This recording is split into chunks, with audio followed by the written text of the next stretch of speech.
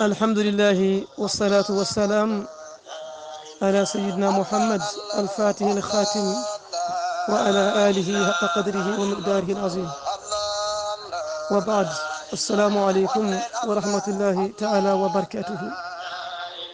شغل انجتي الله نجول مصطفى صلى الله عليه وسلم ومسد من سراج الدين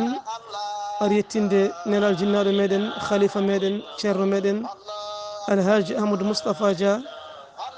ابن محمد المختار جا تومادونا kanko e dendagal mawni ko en e miñi ko en e dendagal madonga fof inde kabre dendagal leydi ñoro fof funnangue e hirnangue sahale ɓaleri e dendagal ahlu la ilaha illallah kalɗo wawi tolnade e dendagal ahlu hababu cheikh ahmad tijani radiallahu anhu e dendagal ahlu faydu woni mawlana cheikh ibrahima nias radiallahu anhu ɓeɗo fof enen gewna e oɗo ziyara en nodda oɗo ziyara en tintine oɗo ziyara ene kabare oɗo ziyara nde tawterte e oɗo ñalawma. ala kulli hal ñalawma o toɗɗama so Allah tawni meɗen ziyara kewɗo wadde hitande foof ganduɗa ziyara guinniraɗo alhaji mouhamadoul mouhtar dia ganduɗa ko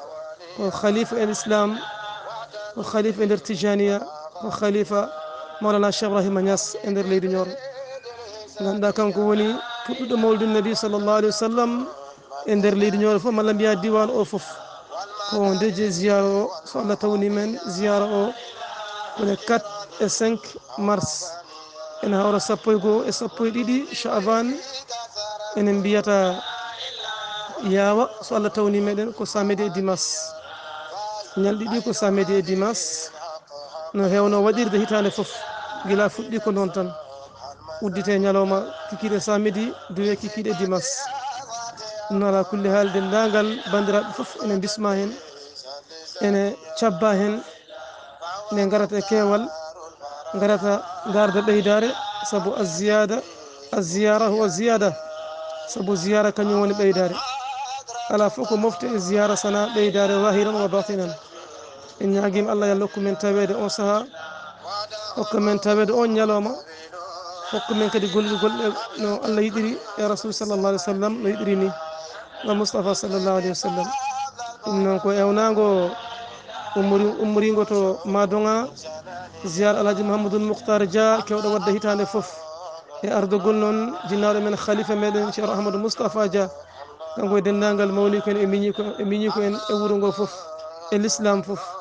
ɗum noon en ñaguima Allah hokku men tawede on saaha ngam Mustafa sallallah alih w sallam hokka men cellal duumigal hokka men kadi waɗirde golle ɗe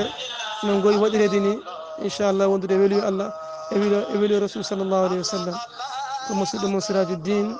assalamu aleykum wa rahmatullahi taala wa barakatuh.